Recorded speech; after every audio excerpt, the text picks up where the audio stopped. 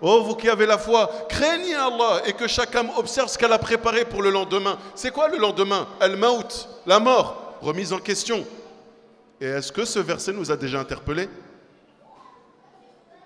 Ya ayyuhalladhina amanu qu anfusakum wa ahlikum nara.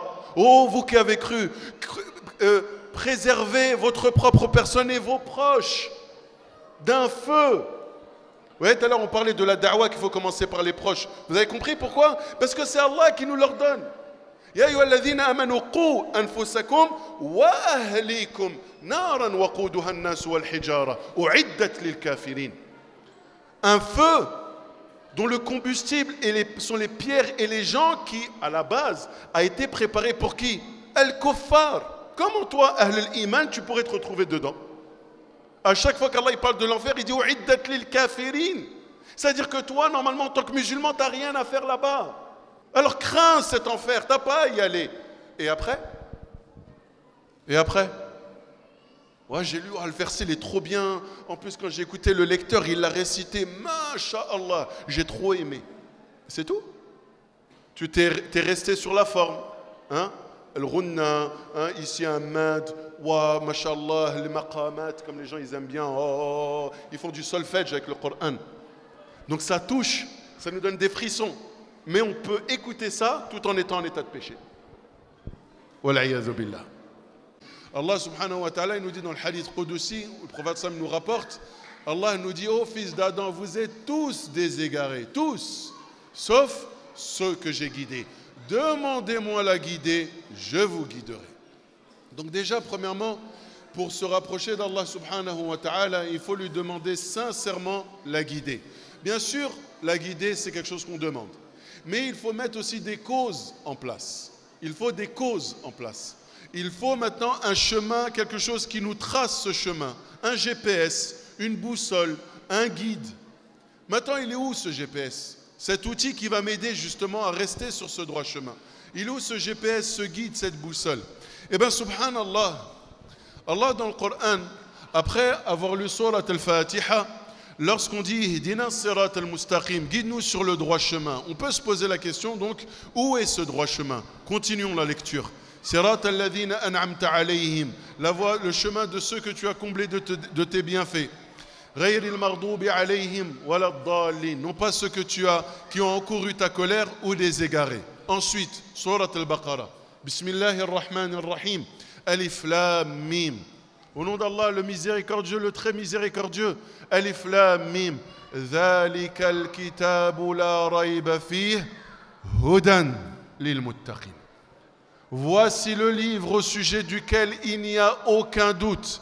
C'est une guidée, une voie droite pour les pieux. La guidée que tu as demandée dans Surat al-Fatiha, Allah te l'a indiqué dans le début de Surat al-Baqarah. Al-Qur'an al-Karim. Al-Qur'an al-Karim est le plus grand compagnon que tu puisses avoir dans cette vie.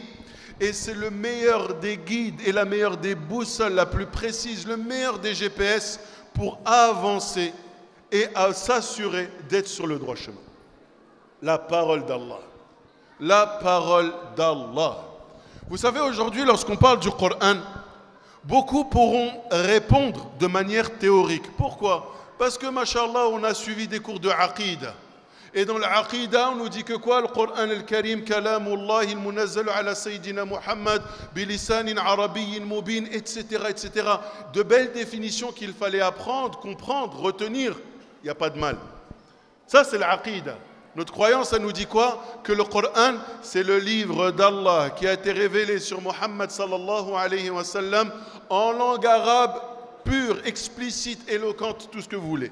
Et on peut aller encore plus loin dans la définition, mais on va s'arrêter là. Mais est-ce que, ça c'est pour notre intellect, cette définition, elle vient et elle interpelle notre intellect. Ça c'est une réponse que tu peux mettre dans une copie lorsqu'on t'interroge en cours. Mais au quotidien, c'est quoi le Coran? Quand tu dis que c'est la parole d'Allah, qu'est-ce que ça veut dire? Ça veut dire que c'est une révélation divine sur Muhammad? Ou est-ce que c'est une révélation qui m'interpelle moi en tant que Abdullah? Combien de personnes pensent que le Coran s'adresse à d'autres? Combien de personnes pensent que le Coran a été révélé pour Muhammad sallallahu alayhi wa sallam et tous ceux qui sont autour de lui? Combien de fois on a lu des passages du Coran, on ne s'est pas senti visé, alors que ça se trouve ce verset-là, c'est toi qui vises en particulier. Pourquoi? Parce que nous sommes beaucoup dans la théorie, mais très peu dans la pratique. Nous sommes beaucoup dans l'apparence, mais très peu dans le spirituel. Notre relation avec le Coran, elle est sacrée en apparence, mais on n'applique pas le Coran au quotidien, c'est pas vrai. Et avec ça, on veut aller vers Allah subhanahu wa ta'ala. Avec ça, on veut gagner les hauts degrés du paradis. Avec ça, on veut être sûr de mourir sur le droit chemin. Mais sans le Coran, ça va être très difficile. Ça va être très difficile. Allah nous dit, Hudan lil muttaqin. Allah subhanahu wa ta'ala nous dit dans le Coran, Inna hadha al-Qur'ana yahdi lillati hiya aqwam. Ce Coran guide vers ce qu'il y a de plus droit. Qu'est-ce que ça veut dire? Ça veut dire qu'à chaque fois que tu cherches, tu dois faire un choix dans ta vie et que tu veux savoir vers où aller. C'est le Coran que tu dois interroger. C'est le Coran que tu dois interroger. Combien de personnes ont fait des choix dans leur vie à l'encontre des valeurs du Coran, à l'encontre des enseignements du Coran? Par la suite, ils l'ont regretté amèrement. Pourquoi? Est-ce qu'Allah dans le Coran ne t'avait pas interpellé à tel ou tel sujet? Il ne t'avait pas dit de ne pas t'approcher de riba? Combien de personnes aujourd'hui ont fait des crédits bancaires pour acheter le pavillon? Pourquoi? J'ai entendu sur Internet, comme d'habitude, qu'il était autorisé d'acheter une maison quand, bon, toujours des excuses qui ne tiennent pas la route, mais qu'on a le droit ceci, cela. Ils font riba, crédit usuaire, et ils achètent leur pavillon, que des calamités qui leur tombent dessus. Des galères, ils n'arrivent pas à avoir d'enfants. Moi, j'ai acheté un pavillon pour avoir des enfants, il n'y a pas d'enfants. Allez, on fait quoi? Les enfants, t'en as, tu n'arrives pas à les éduquer, plus de baraka dans l'argent, plus de baraka dans le couple, c'est devenu catastrophique. Mais ya Rab, pourquoi moi? Parce que tu as dévié d'un enseignement que je t'avais donné, qui était quoi? La ta'kulu riba. Par exemple, autre, Allah dans le Coran nous dit wala yaghtab ba'dukum ba'da, que les uns et les autres ne parlent pas sur le dos des autres, d'accord? Ce qu'on appelle la médisance. Ne médisez pas les uns sur les autres. Qu'est-ce qui s'est passé demain quand tu es dans des embrouilles de fou? À la fin, tu dis mince, c'est de ma faute. On a commencé à parler, j'avoue, j'ai balancé des dossiers, c'est tombé dans son oreille, il l'a su, elle l'a su, aujourd'hui il veut ma peau, elle veut ma peau, ceci, cela, et à la fin, si seulement tu avais appliqué « Wala yartab ba'dukum ba'da ». Et en fait, ce que je veux vous dire par là, c'est quoi? C'est qu'on a oublié que ce Coran est un guide pour toute l'humanité. Vous savez, si le corps a besoin de vivre avec le cœur, le sang, le système cardiovasculaire, hein, le cœur, les poumons, etc., le croyant, il ne peut pas vivre sa spiritualité sans le Coran. C'est pas possible. C'est impossible. Quelqu'un qui pense qu'il peut avancer vers Allah tout en délaissant le Coran, c'est quelqu'un qui pense qu'il peut vivre sans cœur et sans poumon. Et c'est pas possible. Et la question qu'on doit se poser aujourd'hui, et on doit être sincère, vous savez, le malade, il guérit que quand il accepte sa maladie. Celui à qui on annonce, et on le voit, hein, subhanallah, on a même des gens autour de nous, à qui on a annoncé des maladies graves. Ils l'ont accepté. Et ils ont fait quoi? Ils ont dit, je vais livrer combat contre cette maladie. Subhanallah, il y a des personnes qui ont été atteintes de cancer, etc., qui sont ensuite été quoi? En rémission, qu'on guérit. Subhanallah. Allah a voulu que ces gens guérissent. Mais on voit que dans comment ils étaient dans la manière d'être, c'est quoi? J'accepte cette maladie et je vais faire tout pour la combattre. Nous, on ne veut pas accepter nos manquements. On ne veut pas. C'est pour ça qu'on n'arrive pas à changer. On n'arrive pas à se dire, j'avoue, le Coran, c'est vrai, je ne le fais jamais. On n'arrive pas à le dire, pourquoi? Ouais, mais l'autre avait fait même pas salat. Parce qu'on se compare aux autres. Parce que de toute manière, on veut se donner bonne conscience. Ouais, peut-être que je ne lis pas le Coran, j'avoue, mais moi, je ne suis pas comme lui, il va à la mosquée et à côté de ça, il fait du haram. Ou elle met le hijab et à côté de ça, elle parle sur les autres. Toujours à se comparer aux autres. Sauf que dans ta tombe, tu seras tout seul. Et que quand tu seras interrogé par ton Seigneur, il t'interrogera sur toi, pas sur un tel ou une telle. Alors maintenant, la question qu'on se pose aujourd'hui, avant qu'on nous la pose, Yawm al-Qiyamah, quelle est notre relation avec le Coran? Et que chacun réponde. J'attends pas de réponse de votre part, hein. Pas du tout, au contraire. J'aimerais que chacun d'entre vous se pose cette question et se dise aujourd'hui, ok, on a évoqué ce thème-là, où j'en suis moi aujourd'hui? Où j'en suis moi aujourd'hui? Combien de fois on a lu des versets coraniques et combien de fois on a été à l'encontre de ces versets coraniques? Combien de fois? Combien de fois? Et jusqu'à quand on sera cette communauté de l'apparence et pas la communauté du changement? Vous savez, Abdullah ibn al-Mubarak, il disait, lire le Coran est une bonne action, mais on a limité notre relation du Coran à sa lecture. Vous vous êtes jamais posé la question pourquoi Allah subhanahu wa ta'ala il donne autant de récompenses à la lecture du Coran? Vous vous êtes jamais dit pourquoi quand je lis le Coran j'ai 10 hasanat pour une lettre? Vous vous êtes jamais posé la question pourquoi? À votre avis? Pourquoi Allah subhanahu wa ta'ala récompense chacune des lettres du Coran par 10 hasanat? C'est facile. Tu dis Bismillah ar-Rahman ar-Rahim, tu es déjà 190 ou 200 hasanat. Facile. Pourquoi à votre avis? Ah, peut-être qu'ils dorment. Vous êtes réveillés ou pas? Peut-être c'est des hologrammes. Je ne savais pas.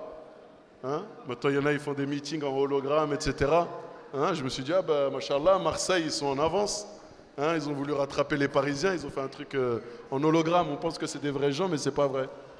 Si, vous êtes vrai? Tu peux le toucher, Amine? Même toi, tu n'es pas vrai? Oh là là. Alors, à votre avis, pourquoi? Pour te motiver à le lire. Pour te motiver à le lire. Une source aussi immense de récompense. C'est parce qu'Allah t'attire. Viens, lis. Regarde, pour chacune de lettres, je te donne 10 hasanat. Mais je ne veux pas que tu t'arrêtes à la lettre. Je veux que tu t'arrêtes au fond, pas à la forme. Et nous, on est beaucoup dans la forme.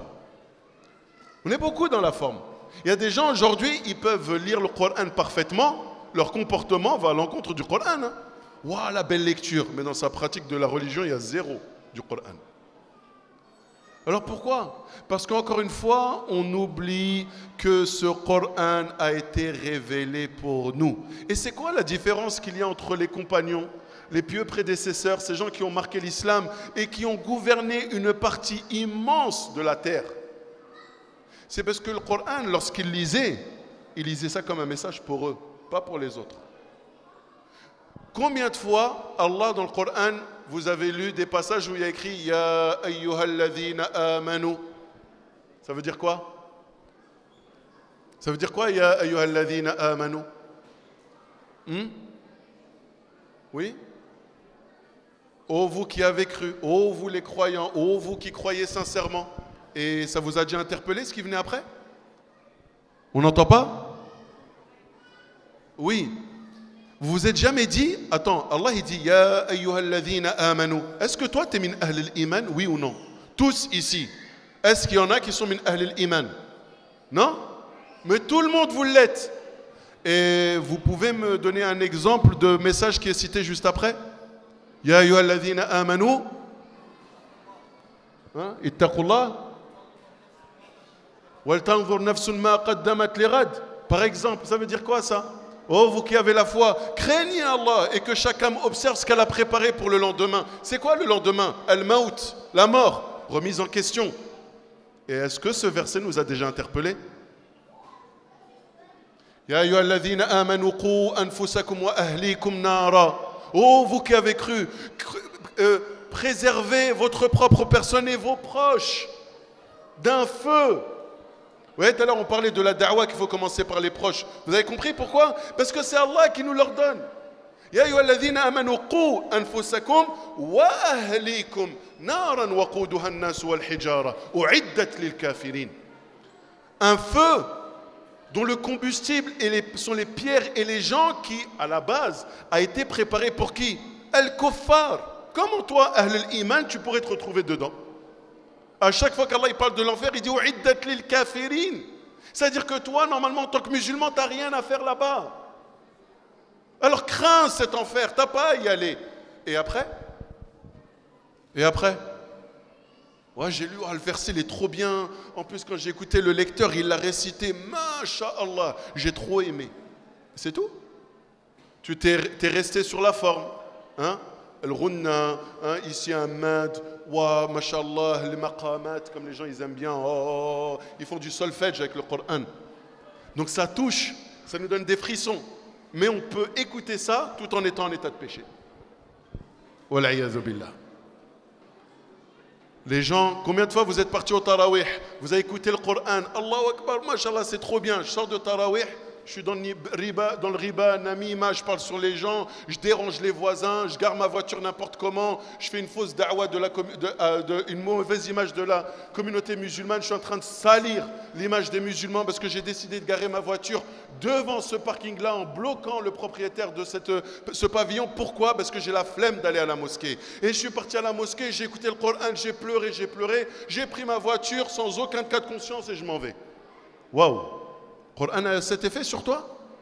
Allah il nous dit لو أنزلنا هذا القرآن على جبل لرأيته خاشعا متصدعا من خشية الله. Si nous avions descendu ce Coran sur une montagne, cette montagne se serait retrouvée pulvérisée par la crainte d'Allah. Une montagne. Et nous, nos cœurs sont devenus plus solides que des montagnes.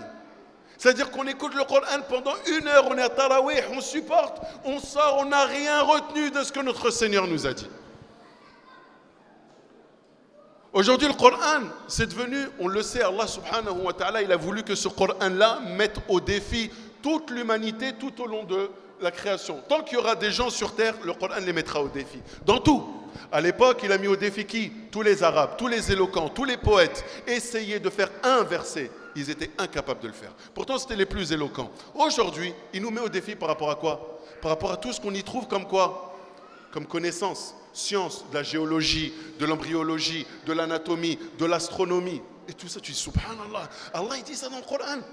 Allah, il parle du développement de l'embryon. Allah, wa. Et après? Je vais vous raconter une anecdote quand je vous dis que c'est bien d'avoir des professeurs qui vous éduquent. Il y a très longtemps, quand nous aussi on était, voilà, on s'intéressait au Coran, etc. Et j'avais regardé un article sur Internet, c'était le début d'Internet. Oui, tel satellite, il a découvert ça dans l'univers, il a vu ça dans telle galaxie, et subhanallah, Allah il dit ça dans le Coran, ce qui fait référence de ceci et cela. Moi j'ai vu ça, je dis, waouh, c'est un truc de fou, le Coran, c'est fort. Et jeune comme j'étais, je vais à la mosquée, tout ça, je vais voir mon professeur, l'imam de la mosquée, et je vais le voir, qu'Allah le préserve. Je vais le voir, je lui dis, tu sais, tout à l'heure j'ai regardé un truc sur Internet, ils disent que dans le Coran, tu vois, le verset qui dit ça. Oui, il me dit oui. Je dis, bah tu sais que dans le Coran, ça veut dire ça, et ils ont découvert que dans l'univers, il y a ça. C'est un truc de fou. Vous savez ce qu'il m'a dit? Il m'a dit, ouais, et alors? Je devais avoir 19-20 ans. Ça scie les jambes, ce et alors. Ouais, c'est limite, ouais, je m'en fiche de ce que tu me racontes. Je dis, c'est l'imam, c'est mon prof de Coran. Je dis, mais c'est pas un truc de... Il me dit, ouais, et alors? Pourquoi tu me racontes ça? Moi, je comprends pas, je bug. Je dis, mais ça montre que le Coran, c'est... Il me dit, ouais, et alors? Moi, dans ma tête, je me dis, lui, je vais plus l'écouter. Je prends plus cours avec lui, il est fou. Il n'aime pas le Coran, c'est pas possible, alors que c'était mon prof de Coran. Wallah, ça m'a touché. Ok, bah, désolé de t'avoir dérangé. Désolé du dérangement, monsieur. Salam alaikum. Je pars, il vient me faire, reviens. Il me dit, je peux te poser une question, moi? Ouais. Il m'a dit, ta relation avec le Coran, elle a changé depuis? Je dis non. Il m'a dit, ça sert à rien, ton information. Subhanallah. Vous voyez l'éducation? À quoi ça sert que tu me sors toutes ces belles choses si toi, ta relation avec le Coran, elle n'a pas changé? Parce que si tu me dis que tel verset là, il a été découvert que telle chose, ça a été prouvé scientifiquement, ça veut dire que quoi? Ça veut dire que Nar, ça existe. Ça veut dire que Yom al-Qiyamah, ça existe. Ça veut dire que les anges qui sont en train de décrire, ça existe. Ça veut dire que le paradis, il existe. Mais nous, on est resté focalisé sur un verset coranique qui apporte une vérité scientifique et on a oublié tous les versets coraniques qui nous mettent en garde contre la colère divine. Alors à quoi ça sert que tu m'apportes ce verset coranique si c'est pour me dire que c'est un secret ou un miracle et que tu es passé à côté de tous ces versets coraniques dans lesquels Allah il te dit « Wattaqu yawman turja'una fihi ila Allah » Craignez un jour durant lequel vous allez revenir à Allah. Alors à quoi ça sert franchement? Vous avez vu notre relation avec le Coran, comment elle n'est pas normale? C'est devenu du spectacle. C'est devenu spectaculaire. Des concours de Coran, des belles lectures de Coran. Je ne dis pas qu'il faut bannir ça, hein. Attention. Mais elle est où l'éducation par le Coran? Hier, je parlais avec Nader, subhanallah, on parlait de ça. Dans certains pays, les gens, ils peuvent, leur fierté, c'est d'avoir un enfant qui connaît le Coran par cœur. C'est la fierté. Cet enfant, il peut être dealer. Il peut faire zina. Il peut aller en boîte de nuit. S'il connaît le Coran, c'est ma fierté. Mais à quoi ça sert? Il apprend le Coran si le Coran, ça devient un argument contre lui, yawm al-qiyamah. Allah subhanahu wa ta'ala, le prophète sallam, il nous dit Iqra'u al-Qur'an fa innahu ya'ti yawm al-qiyamah shafi'an li ashabihi. Lisez le Coran parce qu'il viendra le jour du jugement dernier intercéder pour qui? Pour ses compagnons. C'est qui les compagnons? C'est celui qui le prend pendant Ramadan, qui l'ouvre. Je ne vais pas lire tout ça quand même. On regarde ton temps d'écran, 7 heures. Tu ne peux pas passer 30 minutes devant le Coran, mais tu n'as pas honte? Ce Coran qui est venu, qui le jour du jugement dernier va se plaindre. Ya Rabbi, j'étais en vente sur un site. Il m'a choisi parce qu'il aimait bien la couverture. Il a trouvé que le bleu pastel allait bien avec le nouvel intérieur que son épouse venait d'acheter. Et dans la bibliothèque, avec les 2 mugs, ça va claquer. Donc il m'a pris pour décorer. Je ne l'ai plus revu après. Ya Rabbi, je ne l'ai plus revu. Il pensait peut-être que j'allais éloigner des genoux. Il pensait peut-être que j'allais ramener la baraka. Mais c'est ça notre relation avec le Coran. Si vous voulez voir des gens qui sont attachés au Coran, regardez leur Coran comment il est. Il est complètement abîmé. Abîmé, il est sale, il est corné. Des fois, il y en a un, subhanallah, il le lisait tellement, il le scotchait de partout avec du Chatterton, là, le scotch des électriciens. Avec ça, quand tu vois le Coran, tu dis, il me dit non, mais ça c'est mon Coran. Il est usé par la lecture. Et nous, non, attention, tu vas plier la page. Comment ça se fait qu'elle n'est pas encore pliée, la page? Si tu lis le Coran, normalement, la page, elle devrait être salie par les doigts, elle devrait être pliée, elle devrait être abîmée. Si le Coran a les pages trop plates, bien propres, c'est une preuve que tu l'ouvres jamais. Et tu vas dire quoi? Allah yawm al-qiyamah. Le prophète sallallahu alayhi wa sallam, il dit Man laysa fi jawfihi shay'un min al-Qur'an kal bayt al-kharib.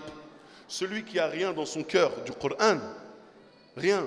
Quand on dit rien, ça ne veut pas dire le connaître par cœur, hein, mais avoir au moins une attache, y être attaché, aimer passer du temps. Quand tu t'en sépares, il te manque. Dès que tu as du temps, tu le prends. Celui qui a rien dans son cœur du Coran, il est comme une maison en ruine. Il n'y a rien à tirer. Une maison en ruine, elle ne te refugera pas. Tu vois, les maisons en ruine, elles n'intéressent pas. Il y a qui va acheter ça? Il y a qui va louer? Je te loue ma maison, mais ça ne m'intéresse même pas. Une maison, normalement, elle doit être quoi? Elle doit être solide. Parce qu'elle doit permettre quoi? De me protéger moi, ma famille, mon foyer. Mais là, le prophète Sam, il dit, celui qui a rien dans son cœur du Coran, il est comme une maison en ruine. Chacun sonde son cœur et voyez quelle attache vous avez avec le Coran. Pour comprendre tout ça, il faut voir comment ils étaient eux avant et comment on est nous maintenant. À l'époque, ils n'avaient pas autant accès au Coran. Nous, on n'a jamais eu autant de facilité à accéder au Coran. Qu'est-ce qu'on va dire, Yawm al-Qiyamah? À l'époque, acheter un Coran, ce n'était pas facile. Hein. Qu'est-ce que faisaient les gens? Ils écrivaient eux-mêmes. Les anciens, ils ont leur propre Coran à eux. Parce que pour eux, un Coran, ce n'est pas les choses que tu trouves comme ça dans le commerce, par palette, en carton. Non, ces choses, c'était compliqué à avoir et ça coûtait cher. Alors, ils l'écrivaient eux-mêmes. Ils avaient leur propre Coran. Et ils s'y attachaient, et ils l'aimaient. Pour eux, c'était quelque chose qu'ils avaient fait. Nous, on a le Coran sur la tablette, on a le Coran sur l'ordinateur, on a le Coran sur le téléphone, on a 4, 5, 6 Corans différentes couleurs dans la maison, ça dépend de la déco des pièces. Là-bas, chez ma fille, elle a une chambre rose, je lui ai mis un Coran rose avec un tapis de prière rose. Mon fils, c'est plutôt bleu-vert, j'ai mis les deux, parce qu'il y en a, ils voulaient bleu, et j'ai mis vert, j'ai mis les deux. Et quand est-ce qu'il l'ouvre? Jamais. À la Kulli Hal, ce que je veux dire par là, c'est quoi? C'est qu'est-ce qu'on va dire Yawm al-Qiyamah quand on nous dira mais pourquoi tu n'as pas lu le Coran? J'avais pas le temps? C'est pas vrai. Cette excuse-là, vous pouvez tout de suite la jeter à la poubelle. C'est pas vrai. C'est pas vrai. C'est pas vrai. Si tu as du temps pour dormir, si tu as du temps pour manger, si tu as du temps pour prendre pour le loisir, tu as du temps pour le Coran. Tu as du temps pour le Coran. Et d'ailleurs, le jour du jugement dernier, lorsque le Coran viendra intercéder envers ses compagnons, qu'est-ce qu'il dira? Ya Rab, je lui ai privé le sommeil. Je l'ai privé de sommeil. Laisse-moi intercéder en sa faveur. Je l'ai privé de sommeil. C'est-à-dire que même lorsqu'il n'avait plus de temps, il prenait sur son temps de repos pour me lire. Nous, on n'arrive même pas à prendre le Coran, à donner du temps au Coran sur nos temps de loisirs qui sont complètement futiles. 30 ans, 40 ans, il joue à la PlayStation. C'est quoi cette vie, franchement? C'est quoi cette vie? 40 ans, tu joues à la PlayStation, mais tu as 12 ans, 13 ans, je peux comprendre. Et ça encore, c'est un petit attrape-nigo, allez, travaille bien à l'école, je te laisse jouer à Zelda. 40 ans, mais tu joues à Zelda, pourquoi faire? Ouais, il y a des aventures, mais réalise ta vie, toi. C'est ta vie qu'il faut réaliser à cet âge-là, c'est pas la vie d'un personnage imaginaire. Se battre avec je ne sais quel monstre, pourquoi faire? Bats-toi contre ton nafs, lève-toi subh. Ah là, tu n'y arrives pas, là. Hein, j'ai enfin battu le boss. Ouais, tu as réussi à te lever à subh? Non, ça, j'arrive pas. Bats-toi contre toi. Et quand tu y arriveras, tu seras le plus fort. Là, tu seras le plus fort. Le Coran al-Karim, c'est, encore une fois, un livre qui ne doit pas être sous-estimé. Les gens qui l'ont pris à l'époque, ils ont changé la face du monde. C'est pas, je pèse mes mots. Les compagnons du prophète sallallahu alayhi wa sallam, après avoir été éduqués par le Coran et par l'exemple du prophète sallallahu alayhi wa sallam, ils ont changé la face du monde. Il y a un avant Muhammad et il y a un après Muhammad. Le monde entier a changé. La face de l'histoire entière a changé. Lisez les livres et regardez ce qu'était l'humanité avant l'islam et ce qu'il est devenu après l'islam. Aujourd'hui, si on n'est pas de ceux qui se remettent en question. هذا والله أعلم سبحانك اللهم وبحمدك أشهد أن لا إله إلا أنت أستغفرك وأتوب إليك أستغفرك وأتوب إليك أستغفرك وأتوب إليك. On demande à Allah subhanahu wa ta'ala et on l'implore et on le supplie. On lui demande par ses plus beaux noms et ses nobles attributs de faire de nous des gens du Coran, de faire des personnes qui aiment le Coran, de faire des personnes qui donnent du temps au Coran, qui sacrifient pour le Coran, qui mettent en pratique, le Coran, qui fassent en sorte que le Coran n'est plus un mot dans leur bouche, mais que ce soit une réalité dans leur cœur et que ce soit une relation dans leur quotidien, qu'Allah fasse en sorte que le Coran ne soit pas un livre qu'on ouvre que pendant le Ramadan, mais que ce soit un livre qu'on ouvre en tout temps, que ce soit notre livre de chevet, notre meilleur compagnon, notre meilleur conseiller, et il n'y a pas meilleur conseiller que le Coran. Wa sallallahu wa sallim wa barik ala sayyidina wa habibina wa nabiyyina Muhammad wa ala alihi wa sahbihi ajma'in. Subhana rabbika rabbil izzati amma yasifun wa salamun ala al-mursalin walhamdulillahi rabbil alamin wa barakallahu fikum.